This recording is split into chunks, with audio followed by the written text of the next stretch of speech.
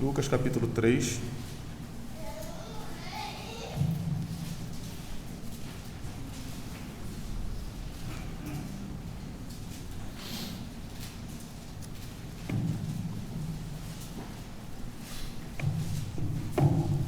Os versos de 15 a 20.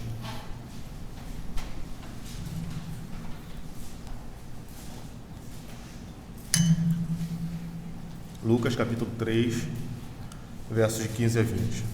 Diz assim a palavra do Senhor. Estando o povo na expectativa e discorrendo todos no seu íntimo a respeito de João, se não seria ele, porventura, o próprio Cristo, disse João a todos: na verdade vos batizo com água, mas vem o que é mais poderoso do que eu, do qual não sou digno de desatar-lhe as correias das sandálias. Ele vos batizará com o Espírito Santo e com fogo. A sua pá ele a tem na mão, para limpar completamente a sua eira e recolher o trigo no seu celeiro, porém queimará a palha em fogo inextinguível. Assim, pois, com muitas outras exortações, anunciava o evangelho ao povo. Mas Herodes, o tetrarca, sendo repreendido por ele, por causa de Herodias, mulher de seu irmão, e por todas as maldades que o mesmo Herodes havia feito, acrescentou ainda sobre todas a de lançar João no cárcere. Vamos orar. Senhor Deus, obrigado, Pai, pela Tua palavra. Pedimos que o Teu Espírito Santo fale aos nossos corações, que possamos, Senhor, ouvir o que o Teu Espírito tem a nos dizer nesse texto. Possamos, ó Pai, colocar em prática em nossas vidas e que nesse dia, Senhor, um dia que é separado para o exercício devocional, Pai, como igreja, uma reunião solene, Pai, onde o Senhor dispensa a Tua bênção, que o Senhor possa falar ao nosso coração poderosamente, Senhor. Que possamos, Senhor, sair daqui edificados, confrontados se necessário for, e que possamos sair daqui abastecidos para mais uma semana, Pai, em que teremos que lutar contra o mundo, contra o diabo e contra a nossa carne. Fala ao nosso coração, Senhor, estamos desejosos de ouvir a Tua voz. É em nome de Jesus que nós oramos e Te agradecemos. Amém. Irmãos, aqui, continuando o ministério de João Batista, nós vamos ver que uma das coisas mais interessantes, né, e é fruto do ministério de uma pregação fiel, é despertar as pessoas para pensar. O Evangelho de Cristo, ele não é um evangelho de emoções, ele não é um evangelho de sentimentos apenas, né? Nós não conseguimos dissociar as emoções do nosso ser, mas a gente não foca nas emoções, a gente não foca no sensacionalismo, né? E aqui nós vemos isso. Aqui no começo, na primeira frase do texto que nós lemos, eles falam que Lucas ele vai falar que o povo estava na expectativa. O que é estar na expectativa? Eu já falei aqui nas outras pregações que toda a circunvizinhança do Jordão, todo o povo ouviu falar de João Batista, ouviu falar do que ele estava fazendo e pregando. E aqui eles ficaram nessa expectativa. E todos discorriam no seu íntimo, estavam pensando a respeito de se o próprio João, se não seria ele o próprio Cristo. É interessante que o ministério dele levou essas pessoas a pensar, né? Eles começaram a meditar nessas coisas. E isso a gente já vai ter um primeiro indício de uma pregação verdadeira, né? E o verdadeiro cristianismo, ele vai avançar num passo decisivo numa comunidade, numa congregação ou numa família, quando as pessoas começarem a pensar sobre ele. Como que as pessoas vão começar a pensar sobre ele? A pregação. Quando o Evangelho for anunciado, quando a palavra de Deus for anunciada, as pessoas vão começar a pensar a respeito dele, né? E duas coisas eles vão pensar: rejeitar ou aceitar. Não tem um terceiro caminho, né? O Evangelho, quando ele é pregado de forma fiel, apenas duas coisas acontecem: as pessoas são convencidas pelo Espírito Santo e se convertem, ou elas rejeitam completamente. A indiferença com respeito às coisas espirituais é uma das grandes características das pessoas não convertidas. Simplesmente são indiferentes, ignoram, não sabem, nunca ouviram falar, né? Você não pode afirmar se eles amam ou detestam o Evangelho, né? Porque não tem lugar nos seus pensamentos, simplesmente são indiferentes, né? Não ouviram falar, estão isentos do Evangelho. Como eu falei lá na classe, isso não é uma autorização para que o homem não conheça, né? Porque como a palavra de Deus fala assim, claramente no Salmo 19, lá em Romanos também, as obras de Deus são manifestas na criação, né? O seu poder, a sua divindade, e o homem é chamado a reconhecê-lo, né? E é interessante porque depois que a pessoa é apresentada ao Evangelho, né, a gente vai perceber que se existe dentro do espírito dessa pessoa o início de uma reflexão a respeito desses assuntos, existe uma manifestação na mente de uma pessoa não convertida, começa esse processo, nós devemos bendizer ao Senhor, porque é o que acontece na parábola do semeador. Ele usa a figura de uma semente e do solo, né? E quando a palavra de Deus ela é pregada, a semente está caindo no terreno. O desenvolvimento ou não é a pessoa pensar ou não naquilo que foi falado, né? Parar para pensar é o início de um bom caminho que leva à salvação, né? A palavra de Deus, alguém que não seja convertido, se fosse possível, né, vamos tentar imaginar uma situação dessa, ele olhasse com um olhar sóbrio, desapegado das paixões mundanas, e olhasse para a verdade de Cristo, ele iria chegar à conclusão que aquilo é a verdade, que a palavra de Deus ela tem poder para isso, né? E nós devemos dar boas-vindas e desejar que haja uma investigação, perguntas sinceras por parte daqueles que ouvem do Evangelho, né? Em muitos casos, o reconhecimento de que a verdade de Cristo supre todas as necessidades dos corações dos homens e das consciências só não é apreciado porque ele não é conhecido.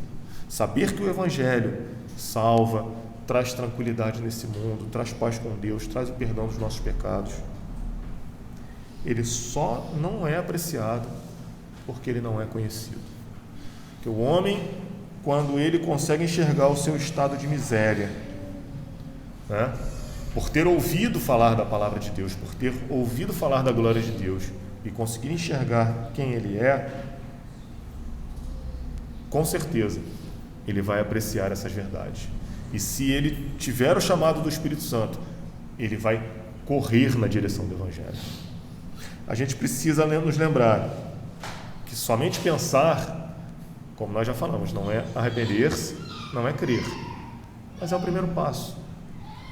E eu costumo falar, eu não sei se eu já falei agora na classe, mas eu costumo falar que a religião verdadeira é uma religião de conhecimento e prática. Nós precisamos conhecer a vontade de Deus, nós precisamos conhecer a palavra de Deus, a sua vontade, e andarmos na prática de obras que reflitam essa vontade, tá? Mas é sempre quando a pessoa começa só no fato de estar pensando acerca do Evangelho, como o povo fez aqui, e na descrição, na pregação que nós fizemos na outra semana, alguns estavam pensando e estavam indo só para se livrar da condenação. E João Batista chama a atenção deles, que eles deveriam se arrepender e produzir frutos dignos de arrependimento.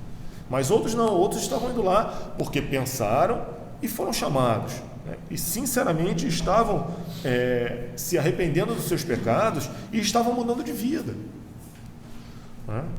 Quando os ouvintes do Evangelho, apenas ouvintes, começam a discorrer no seu íntimo, isso começa a produzir aquela discussão interna, aquele incômodo, né? Nós devemos bendizer ao Senhor e sermos encorajados a continuar pregando o Evangelho, a continuar testemunhando do Evangelho, né? Porque mesmo que essas pessoas não se convertam, eles vão passar a, pelo menos, a nos respeitar. Porque muitas vezes nós somos desrespeitados em ambientes de trabalho, né? Na escola, pelas conversas, pelas brincadeiras, pela imoralidade, pela impureza reinante no mundo.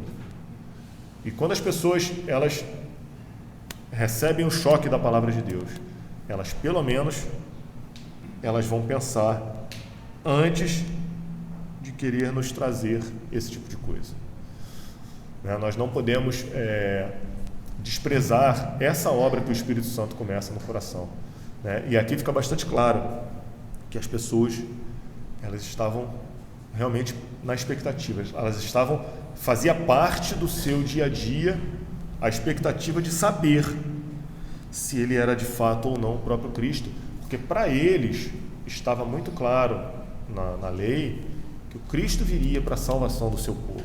Alguns vinham de forma errada, como um salvador nacional, um grande general queria libertá-los do poder de Roma, mas existiam aqueles crentes fiéis que estavam nessa expectativa, né? E nós não podemos deixar de anunciar o Evangelho por acharmos que aquele que vai ouvir é muito duro, é uma pessoa muito difícil. Não. Continuar testemunhando, continuar falando, continuar vivendo o Evangelho, porque é o primeiro passo. Criar essa expectativa, criar pelo menos um brainstorm, né, como está na moda falar, chacoalhar a mente dessas pessoas e colocá-las para pensar sobre isso. É o primeiro passo para que elas possam reconhecer a verdade do Evangelho. E aí a gente vai ver já no versículo seguinte, João ele vê essa expectativa, ele percebe que o povo estava nessa expectativa, né? E é interessante porque depois nós vamos ver quando os discípulos eles são levados ao Sinédrio e Nicodemos ele vai dar o seu parecer. Ele relata vários outros episódios que aconteceram na história de Israel, de que o povo estava na expectativa. E naquele período de 400 anos de silêncio, volta e meia se levantava um cidadão lá dizendo que ele era alguma coisa. E agregava muitas pessoas e tentava fazer alguma coisa e as atenções se voltavam para aquela pessoa. Será que esse é o Cristo? Aí aquela pessoa morria, o bando dispersava e acabava. Citou alguns exemplos que tinham acontecido no povo de Israel. E aqui, João provavelmente já tinha ouvido desses acontecimentos, né, e sabia que isso, a hora que ele começasse o seu ministério, ele iria ter sobre ele essa mesma expectativa. Será que ele é o Cristo? E qual é a atitude de João? Né? Ele anuncia que ele não era o Cristo. E é interessante porque ele tem a plena consciência de quem ele é, né? Aquele que vai preparar o caminho do Senhor. E ele fala isso, né? Dizendo que aquele que viria era muito mais poderoso do que ele, né? E ele usa uma expressão dizendo que ele não era digno de desatar-lhe as correias das sandálias. Essa era a função, o nosso pastor já falou sobre isso, do escravo mais imprestável que alguém podia ter. Vocês imaginem, você tem um escravo que não presta para a lavoura, não presta para cuidar do gado, não presta para cuidar da casa. Ele só consegue, os visitantes que chegavam naquela região, desatar as sandálias e lavar os pés. Era só para isso que servia.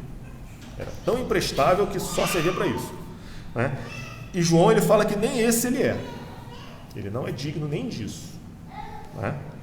Ele recusa receber uma honra que lhe seria dada pelo povo e vai apontar para aquele que tem, como ele diz aqui, a sua pá na mão. Cordeiro de Deus, o Messias prometido, enfim, estava chegando. E ele se recusa a receber honra. Ele se recusa a ser engrandecido por isso. E essa conduta, esse jeito de lidar com o Evangelho, ela vai ser a característica, sempre será a característica do verdadeiro homem de Deus. Ele nunca vai permitir que atribuam a ele ou ao ofício dele qualquer honra que pertença a Cristo. Ele vai afirmar, como Paulo afirma lá em 2 Coríntios 4:5, porque não nos pregamos a nós mesmos, mas a Cristo Jesus como Senhor e a nós mesmos como vossos servos, por amor de Jesus. O objetivo principal do ministério de um pastor fiel, sempre vai ser apresentar Cristo crucificado, Cristo ressurreto aos perdidos e fazer conhecido aos pecadores o amor e o poder de Cristo. Ele vai falar como Paulo: convém que ele cresça e que eu diminua. Esse vai ser um princípio vital em todo o seu ministério. Ele vai se alegrar quando o nome dele for esquecido, mas o de Cristo for exaltado. E aí a gente olha para a nossa realidade hoje, Eu me lembro da minha sogra contando que uma vez ela, não sei se foi ela que foi ou ela e a irmã, elas foram numa igreja para assistir a pregação de um pastor midiático, E por questão de aeroporto, de avião, esse pastor ele não conseguiu chegar. E a igreja, mais de 500 pessoas na igreja. E aí, na hora da pregação, o pastor auxiliar da igreja chegou a falar: o pastor fulano de tal, ele não vai poder vir, porque ele não conseguiu decolar o avião, não conseguiu pousar. Assim, quase 90% da igreja levantou e foi embora. Não estavam ali para ouvir a pregação da palavra de Deus, se fosse pregado, não vou entrar nesse mérito também. Estavam ali por causa do homem, estavam ali para ouvir a pessoa. E nós vemos hoje, na maioria dos nossos pastores, eu não estou nem falando das igrejas que são seitas, Não estou nem falando de falsas igrejas. Quando você fala da pessoa, você mais lembra da pessoa do que da pregação dela. E nós temos contatos com muitos bons pastores, E toda vez que se lembra do nome desses homens, imediatamente nós somos remetidos à sua pregação. Nós não somos remetidos à pessoa dele. Olha, fulano de tal. Não. Quando nós nos lembramos de fulano de tal, nós nos lembramos da pregação dele, que remete a Cristo. E queremos saber se um pastor é fiel, e se os seus ensinos merecem a nossa confiança. Tem um teste muito bom para a gente fazer. Nós só precisamos fazer algumas perguntas simples. Que posição Cristo ocupa no seu ensino? Ele fala de si mesmo, ele fala das suas realizações, ele fala da sua larga experiência, ou ele fala de Cristo? Cristo é o ensino principal. Como é a Escritura? Em toda ela nós vemos Cristo sendo manifestado, desde a criação até a consumação de todas as coisas no Apocalipse. O assunto principal é Cristo, né? É claro, para nós que estamos recebendo benefícios da pregação que ouvimos, eu consigo perceber na minha vida que eu tenho sido impactado positivamente, eu tenho abandonado o pecado, eu tenho lutado por uma vida de santidade, eu tenho crescido na comunhão com os meus irmãos. Por causa dessa pregação, né, nós devemos nos perguntar se essa pregação ela nos tem levado a amar mais a Cristo. Será que domingo a domingo nós estamos vindo aqui e ouvindo a pregação da palavra e essa pregação nos tem feito amar mais a Deus?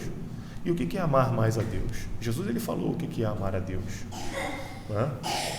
Ele diz que aquele que tem os meus mandamentos e os guarda, esse é o que me ama. Não é dizer, não, hoje eu estou amando mais a Deus. Aí domingo que vem eu falo, aí eu só falo, né? Estou amando mais. O que é esse amar mais a Deus? É conhecer mais a sua palavra e mais praticá-la. Isso é amar mais a Deus, né? Um pastor fiel verdadeiramente nos ajuda quando nos leva a pensar mais em Cristo a cada dia, a cada mês, a cada ano em que nós vivemos. Uma pregação, um ministro que com o seu ofício nos mantém igual, é um claro indício de que ele não está pregando a Cristo, ele está pregando a si mesmo. Foi aquilo que eu falei no começo. Apenas duas coisas vão acontecer quando a palavra de Deus é pregada fielmente. E nós já vimos aqui muitas vezes. A pessoa, ela se revolta, ela se endurece e sai. Ou ela se quebranta e começa a caminhar. Não tem meio termo, né? E à noite a gente vai... À noite não, hoje mesmo nós vamos falar um pouco sobre isso, né? E aí ele vai na continuidade disso, né, de João reconhecer que ele não é o Cristo e mostrar que ele não era nada e que Cristo era aquele que deveria ser honrado. A gente vai ver nessa passagem uma diferença essencial que existe entre Cristo e o melhor e o mais santo dos seus ministros. A gente vai ver, já vê essa diferença na Escritura e a gente vai ver essa diferença hoje, nos nossos dias. João ele usa as seguintes palavras, e são palavras bastante solenes, né? Ele fala que eu vos batizo com água, ele vos batizará com o Espírito Santo e com fogo. É uma diferença desproporcional, assim como o céu se alteia da terra quanto dista o Oriente do Ocidente, né? A grandeza de Cristo e do seu ofício, ela difere dos ofícios humanos, né? Os homens, ao serem ordenados ao ministério, e isso é interessante a gente olhar dessa forma, né? Eles são habilitados a ministrar as ordenanças externas do cristianismo com uma oração esperançosa de que Deus vai abençoar aqueles meios de graça que Ele mesmo determinou. Porém, aqueles que fazem isso, que ministram os sacramentos e as ordenanças e estão à frente do povo de Deus, a pregação, né? Eles não vão saber o que realmente está no coração das pessoas que recebem essas coisas. O homem, ele enxerga o exterior, ele não consegue ver o que vai dentro do coração. Esses pastores, eles podem pregar fielmente o Evangelho, mas ele não pode fazer com que as pessoas o recebam. Ele não tem essa capacidade. Ele tem a obrigação de pregar, mas ele não tem a capacidade, por ele, de convencer as pessoas a receberem o Evangelho de forma irresistível, como o Espírito Santo faz. Eles podem aplicar a água do batismo Mas esses pastores não podem lavar a natureza pecaminosa dessas pessoas. Eles podem distribuir o pão e o cálice da ceia do Senhor, mas eles não conseguem capacitar aqueles que recebem os elementos da ceia a se apropriar do corpo e do sangue de Cristo pela fé. Esses homens, eles podem ir até certo ponto, mas não podem ir além. E aí já mostra a grande diferença que existe entre o Senhor e os homens, entre o Cristo e os seus discípulos, né? E nenhuma ordenança, por mais solenemente que ela tenha sido conferida, que ela tenha sido aplicada, ela pode dar ao homem poder para transformar o coração humano. A gente pode ter a maior pompa no batismo, a gente pode ter a ceia do Senhor feita com excelente rigor e de uma forma magistral. Não vai transformar o coração do homem. Somente Cristo, o grande cabeça da igreja, ele pode fazê-lo pelo poder do Espírito Santo, como João fala aqui. Este ofício pertence somente a ele, e não foi concedido a qualquer outro ser humano. O ofício de transformar os corações, de convencer o homem do pecado, da justiça e do juízo. Nós não devemos descansar até experimentarmos o poder da graça de Cristo na nossa alma. Nós fomos batizados com água ou na nossa infância, quando os nossos pais nos apresentam, ou quando nós nos convertemos e fomos recebidos na igreja. Todos fomos batizados com água. Será que já nós fomos batizados com o Espírito Santo? E muitas pessoas acham que o batismo com o Espírito Santo é uma segunda bênção. Não. A Trindade, ela não se dissocia. Quando recebemos Cristo no nosso coração, nós somos batizados com o Espírito Santo. Nós temos o Espírito Santo de Deus. Será que ele realmente já habita em nós? Ou aquele batismo, ele foi simplesmente uma água jogada sobre nós? Que não... Assim, os sacramentos, eles são um meio visível de uma graça interior e invisível que já aconteceu no nosso coração. Eles são uma confirmação. E nós vamos falar sobre isso à noite, sobre o batismo de Cristo. O batismo, ele não tem nada de mágico. Ele é um sinal, uma ordenança, um sacramento que vai mostrar algo que já aconteceu no nosso coração. Os nossos nomes, eles fazem parte do rol de membros da igreja. Se for lá entrar no site da igreja, você vai ter um rol de membros lá, está lá o nome, Será que o nosso nome está inscrito no livro da vida do Cordeiro? A diferença entre uma manifestação externa e uma manifestação interna, de que o nosso nome está inscrito no livro da vida do Cordeiro. Nós somos membros dessa igreja visível, a igreja militante, aquela que está lutando e caminhando. Será que nós somos membros daquele corpo místico, invisível, do qual somente Cristo é o cabeça? Ou nós fazemos parte de alguma agremiação religiosa onde o cabeça não é Cristo, é outro, é um mestre, um pastor famoso, Irmãos, a gente tem que pensar nessas coisas, E esses privilégios de ter essa graça interna no nosso coração, de ter o nosso nome inscrito no livro da vida, de fazer parte de uma igreja que não se prende a épocas, que é a igreja invisível de Cristo, que ela é desde o início da criação, já começando com os nossos pais que caíram, chegando até o último crente que ainda vai nascer. E em todas as eras são homens que estão lutando para viver essa vida, Só Cristo pode conceder esse privilégio. Nenhum homem, por mais habilidoso, por mais carismático que seja, por mais eloquente, por mais erudito, ele pode fazer isso por cada um de nós. Né? Todos os que desejam ser salvos, desfrutando desses privilégios, devem suplicá-los pessoalmente a Cristo. Somente Cristo, somente Ele pode fazer isso. Os homens não podem outorgá-los, não podem entregar. Eles vão até enganar, eles vão até mentir. Você vai até ficar com a falsa sensação: que coisa boa, que pregação maravilhosa. Mas você vai lembrar do homem, não vai lembrar de Cristo. Né?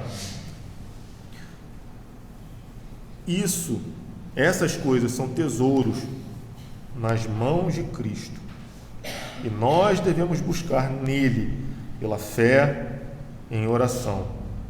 E mais, crendo que nós não vamos buscar isso em vão.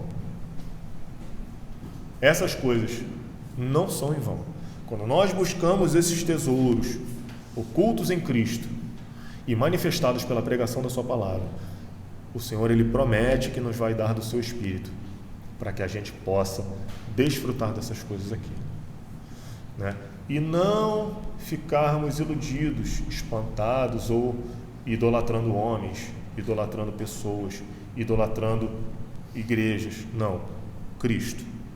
Cristo vai ser o centro da nossa vida, Cristo vai ser o centro da nossa igreja, da nossa pregação, vai ser o centro de todas as coisas na nossa vida.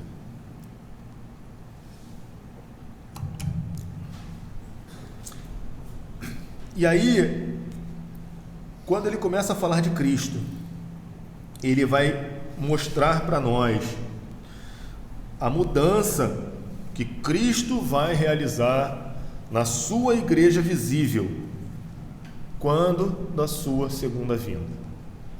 O que vai acontecer para mudar a situação da sua igreja quando ele voltar?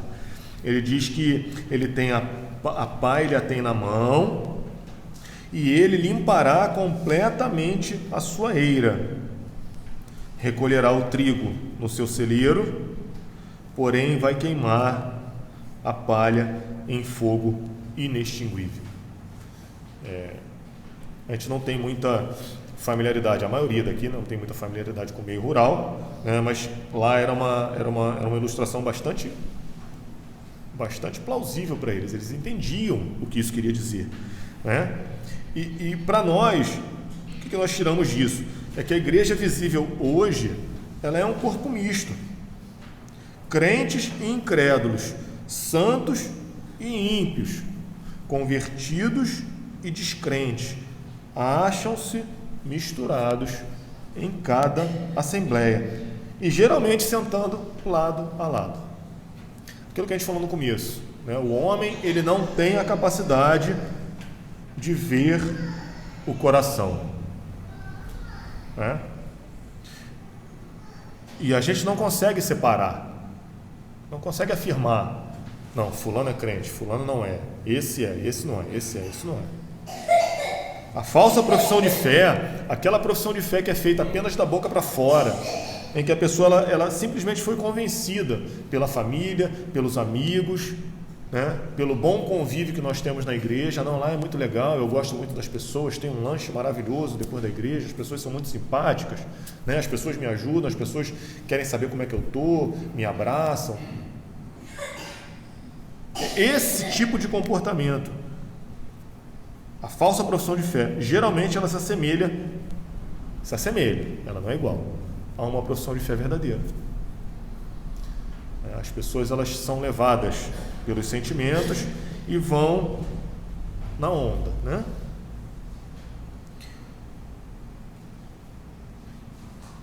É interessante que uma graça, a fé de uma pessoa às vezes é tão débil e fraca, e isso é uma coisa que Cristo não despreza, tá? A gente precisa entender isso. Falsa profissão de fé, Cristo vai rejeitar. Uma fé fraca, uma fé débil, aquele crente claudicante, né? Que caminha, cai, mas é um crente. Cristo vai recebê-lo no céu, né? Cristo morreu por ele também. Ele tem a obrigação de crescer no conhecimento e prática de boas obras. Mas quando você olha uma falsa profissão e um crente nessa situação, você não tem como dizer, você não tem como afirmar. Nós não temos olhos para ver o coração das pessoas, né? Nós vemos e julgamos por aquilo que está aparente, né? Em outro lugar, Cristo ele usa uma parábola sobre o trigo e o joio. E eles vão permanecer juntos até que Cristo volte. E aí eu fui pesquisar sobre o joio. E assim, eu vi um texto de uma agrônoma, uma mãe nem crente é.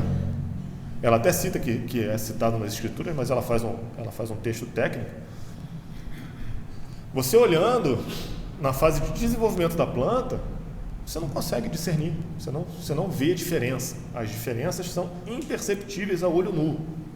Se você não tirar uma, tirar outra e olhar o DNA da planta, não, esse aqui é joio, esse aqui é trigo. Se você olhar só a aparência externa, quando as plantas estão crescendo, exatamente iguais. É isso que a Escritura está mostrando para a gente. Que quando a Igreja de Cristo está na fase de igreja militante, estamos aqui ainda nesse mundo, Cristo ainda não chegou com a sua pá na mão para separar o trigo e a palha, não mandou os seus anjos separar o joio do trigo, nós estamos nessa condição, né? Mas é interessante que nós somos tentados, quando ouvimos isso, falar assim, eu sou trigo, quem é joio? Queremos procurar quem é, não olhamos que muitas vezes nós estamos tendo o comportamento da palha e do joio. A nossa profissão de fé, ela tem sido apenas da boca para fora, né? Isso demonstrado com a nossa vida, com as nossas prioridades, né? Com o nosso apego ao dia do Senhor, né? Com a nossa vida de oração, a nossa vida de práticas devocionais, né? Com a demonstração de misericórdia aos nossos irmãos. Um falso crente não vai ter essas coisas. Ele vai se comportar na presença dos outros, vai ter todos os trejeitos e o linguajar, né, de um crente, vai se policiar para não falar besteira, para não fazer besteira, mas você não vai ter uma vida que realmente demonstre o caráter de Cristo, né? E só que João ele já fala aqui que no último dia vai haver uma terrível separação e irremediável. Isso é que é o mais interessante. Hoje, quando a igreja ela fisicamente faz essa separação através da disciplina eclesiástica, essa separação ela não é irremediável, né? Ela é para que a pessoa se arrependa e volte aos caminhos do Senhor. No último dia não vai haver volta. Uma vez separado do corpo de Cristo, uma vez afastado do corpo de Cristo, fogo inextinguível, o julgamento inequívoco, sem erro, do Rei dos Reis, finalmente vai separar o joio do trigo e vai ser para sempre. Não haverá volta. Os justos levados para um lugar de segurança e de felicidade. Os ímpios, vergonha, miséria e sofrimento eterno. No dia do juízo, cada qual vai para o lugar que lhe cabe. Como nós lemos lá em Jeremias, né? De acordo com o seu proceder, de acordo com as suas obras, nós seremos julgados. Todos seremos julgados por aquilo que falamos, por aquilo que pensamos, por aquilo que fizemos. Nós só não seremos condenados porque Cristo já foi condenado em nosso lugar. Mas nós estaremos no julgamento, a salvo da ira de Deus, indo para o lar celestial. Aqueles que não estão debaixo do sangue de Cristo vão responder por todas as suas obras. Nós devemos aguardar ansiosos esse dia, que para uns será um dia terrível, onde não vai mais haver esperança, né? Devemos aguardar esse dia, julgando a nós mesmos, julgando o nosso coração, para não termos que ser julgados pelo Senhor. Vamos pedir ao Senhor que nos dê do seu Espírito para sondar o nosso coração. Senhor, o que eu estou fazendo na igreja? O que eu estou fazendo lá todo domingo? O que eu estou fazendo na minha vida quando eu não estou lá? Será que eu estou vivendo os meus 6 dias na perspectiva do dia do Senhor? E qual é a perspectiva do dia do Senhor? Um dia separado para o culto, para a adoração, para uma vida de santidade? Ou será que eu só preciso viver uma vida de santidade no domingo? Devemos ser diligentes, trabalhar duro para confirmar o nosso chamado à eleição. E aí vamos ter a certeza. Não vamos precisar olhar para os outros e julgar os outros, mas saber que nós somos um trigo que Deus plantou na sua igreja. Um erro quanto a esse julgamento para nós mesmos vai ser irreparável no dia, como diz João, em que a eira ela for limpa. Não vai haver volta, não vai haver como voltar atrás. Uma vez, e isso acontece todos os dias, tá? A gente não precisa ficar esperando que seja só lá no final, não. O dia que nós fecharmos esses olhos e abrimos os olhos na eternidade, ou com o Senhor, ou longe dele, esse dia vai ter chegado para a gente, né? E a volta do Senhor, ela acontece todos os dias para aqueles que morrem, né? E conforme a vida vai passando, a gente vai vendo como a nossa vida é frágil, né? Quando a gente é jovem, a gente nem acha que vai morrer, a gente acha que é super-homem, né? Aí você passa dos 30, dos 40, aí você fica doente aqui, doente ali, uma dorzinha aqui, aí você vai vendo como a sua vida é frágil, né? Será que hoje ao sairmos daqui nós vamos sair com a convicção que eu já estou pronto para me encontrar com o Senhor? Ou a minha profissão de fé é uma profissão apenas da boca para fora? E eu já vou estar sendo guardado para esse dia, sem condição de reconciliação. A gente tem que pensar sobre isso. E por fim, muitas vezes passa despercebido, né, quando nós lemos esse texto, nós vamos aprender que a recompensa, o galardão desses ministros fiéis que pregam, que ensinam o Evangelho, que lutam para que o Evangelho seja implantado nesse mundo, ele geralmente não é recebido nesse mundo. E aí não vão ser só os ministros, nós todos, né? Lucas termina o relato falando sobre o fim do ministério de João Batista, contando sobre o seu aprisionamento por Herodes. Herodes manda prender João Batista, né? E quando nós olhamos os textos correlatos em outras passagens do Novo Testamento, nós sabemos o que aconteceu com ele, né? Ele foi decapitado. Grande recompensa por ter sido o maior entre os nascidos de mulher, por ter sido o maior dos profetas que pisou a terra, né? Maior do que Moisés, maior do que Elias, maior do que Paulo, Isaías, Jeremias. João Batista, entre os nascidos de mulher, era o maior no reino de Deus aqui na terra. Qual o galardão, qual a recompensa que ele recebeu? De ser o maior? Foi decapitado, né? Nós, os verdadeiros servos de Cristo, devemos ficar contentes enquanto esperamos para receber o nosso galardão, né? O melhor está por vir. Muita gente fala que o Evangelho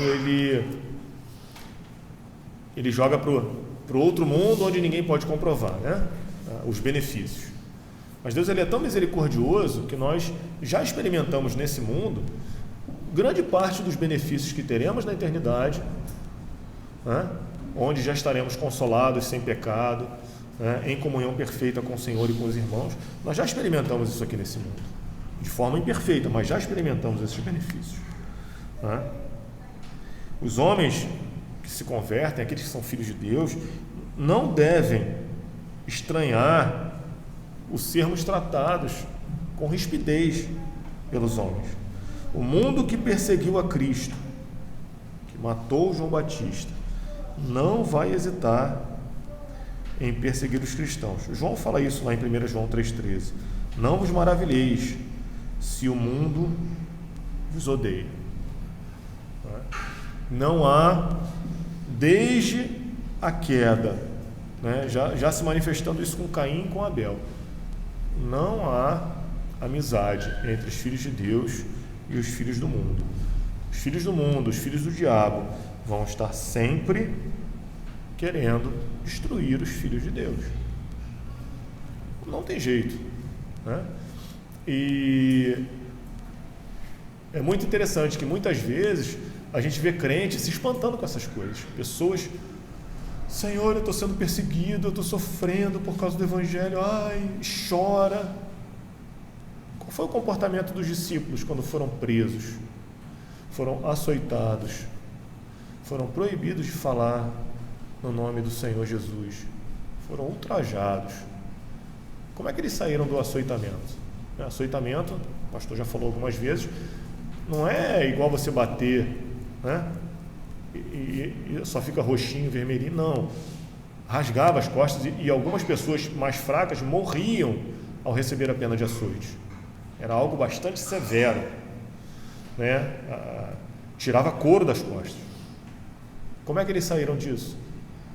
Alegres, exultando por terem sido considerados dignos de receber afrontas pelo nome de Cristo. Por quê? Cristo, toda a sua vida, viveu assim. O nosso mestre, cabeça da nossa igreja, não teve o reconhecimento do mundo. Não era uma pessoa popular. A sua aparência era desprezível, né? Todos os dias ele era ultrajado, ele era confrontado, ele não era reconhecido, ele foi pobre. E por fim recebeu a pior punição que um homem poderia receber. Era uma crucificação, era a pena do pior homicida, do pior marginal foi a pena que ele recebeu. E o que a gente quer esperar? Né? Qual é a maior vontade de um discípulo? Não é ser igual ao seu mestre? O que nós temos esperado do Evangelho? Né? O que muitos pastores têm esperado do Evangelho? Né? Irmãos, nós precisamos repensar a nossa religião no que diz respeito a esse aspecto. Quais têm sido as nossas expectativas nesse mundo? Né? Queremos receber a glória nesse mundo, antes da cruz? Né?